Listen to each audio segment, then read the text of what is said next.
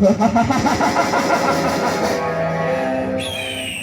दिन का राजा, 4 दिन का बाजा, एक मार 2 ಟುಕುಡ.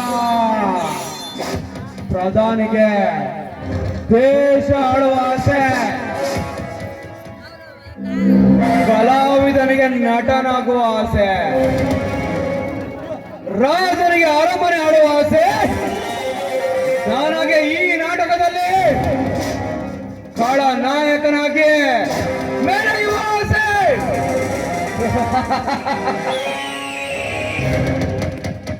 ಈ ಬೆಂಕಿಯ ಸಾರಥಿಯ ಸೌಂಡ್ ಕೇಳಿದರೆ ತೊಟ್ಟಿಲಲ್ಲಿ ಅಳುವ ಕೂಸಿನ ಸೌಂಡ್ ಸೈಲೆಂಟ್ ಆಗುವಾಗ ಸ್ಟ್ರೈಟ್ ಆಗಿ ಬಂದು ನನ್ನ ಸಾರಥಿಗೆ ಟಚ್ ಮಾಡಿ ಸಿಗರೇಟ್ ಹಚ್ಚುವೆ ಅಲ್ಲ. ಯಾರಿನ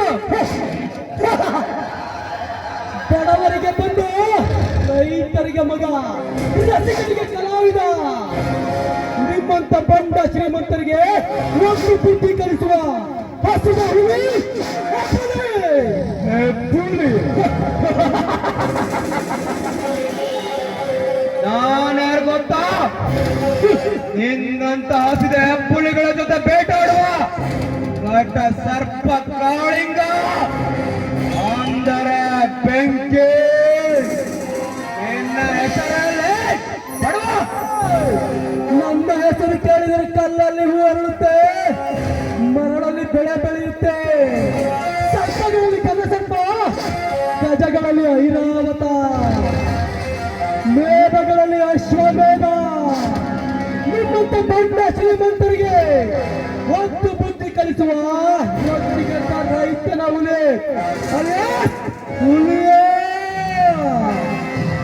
ಓಹೋ, ನೀನ ಹುಲಿಯ? ನೋಡು, ನನ್ನ ಹೆಸರು ಕೇಳಿದರೆ ಬುಲೆಟ್ ಅಲ್ಲಿರುವ ಗೋಲಿ ಹಾರುತ್ತೆ, ಕೈಯಲ್ಲಿರುವ ಪ್ಲೇಟ್ ಕತ್ತು ಕೊಯ್ಯುತ್ತೆ. ಹುಲಿಯ, ನೀನು ಈ ಊರಿಗೆ ಮಾತ್ರ ಹುಲಿಯ. ನಾನು ಈ ಸ್ಟೇಟ್ಗೆ ರೌಡಿ. ನೋಡು, ಸುಮ್ಮನೆ ನನ್ನೊಂದಿಗೆ ಸಮ್ಮತಿಸಿದರೆ ನೀನು ಕಳೆದುಕೊಂಡ ಸರ್ವ ಆಸ್ತಿಯನ್ನು ಮರಳಿ ಸಿಗುವಂತೆ ಮಾಡುತ್ತೇನೆ. ಇಲ್ಲವಾದರೆ ನಿನ್ನ ಜನ್ಮಕ್ಕೆ ಬೆಂಕಿ ಹಚ್ಚ. ಜನ್ಮ ಕೊಟ್ಟ ತಂದೆ, ಬುದ್ಧಿ ಕೊಟ್ಟ ತಾಯಿ, ಬದುಕು ಕೊಟ್ಟ ಭಗವಂತ, ಇವೆಲ್ಲವನ್ನು ಮರಳಿ ಕೊಡಕ್ಕಾಗುತ್ತೇನಲ್ಲೇ ನಿಜ. ನೋಡ, ರೈತ ಈ ದೇಶದ ಬೆನ್ನೆಲುಬು. 6 ಕೋಟಿ ಕನ್ನಡಿಗರಿಗೆ ಅನ್ನ ಹಾಕುವ ಅನ್ನದಾತ. ರೈತ ನಿಂತರೆ ಸ್ವರ್ಗ, ರೊಚ್ಚಿಗೆದ್ದರೆ ಪ್ರಪಂಚ ಪ್ರಳಯ. ನನಗೆ ಬೆಟ್ಟು ಮಾಡಿ ಬೆಟ್ಟ ಕಟ್ಟಿ ಸೆಟ್ಟು ಹೊಡೆಯುತ್ತಾರಲ್ಲೇ ಬಕ್ರ. ಮಹಾಭಾರತದಲ್ಲಿ ದುರ್ಯೋಧನನ ತೊಡೆ ಮುರಿದ ಹಾಗೆ ಹೊತ್ತು ನೋಡಿದ ಚೆಂಡು ಮುರಿಲಿಲ್ಲ. ನನ್ನ ಹೆಸರು ಕೆರಳಿದ ಕಾಳಿಂಗ ಸರ್ಪ. ಸುತ್ತರೆ ಬೆಂಕಿನೇ ಅಲ್ಲ. ನೋಡ್ಬೇಕೆ, ಈ ರೈತನಿಗೆ ಕೂಲಿಗೆ ಹಿಡಿದು ಹೊಲವನ್ನು ಉತ್ತಿ ಬಿಚ್ಚಿ ಸಕಲ ಜೀವರಾಶಿಗಳಿಗೆ ಅನ್ನ ಹಾಕುವುದು ಗೊತ್ತು. ನಿನ್ನಂತವನ್ನು ತುಂಡು ತುಂಡಾಗಿ ಕತ್ತರಿಸುವುದು ಗೊತ್ತು. ಇಷ್ಟಕ್ಕೆ ಮುಚ್ಚಿಕೊಂಡು ಸುಮ್ಮನಿದ್ದರೆ ಒಳ್ಳೆಯದು. ಇಲ್ಲವಾದರೆ ನಿನ್ನನ್ನು ತುಂಡು ತುಂಡಾಗಿ ಕತ್ತರಿಸುತ್ತೇನೆ.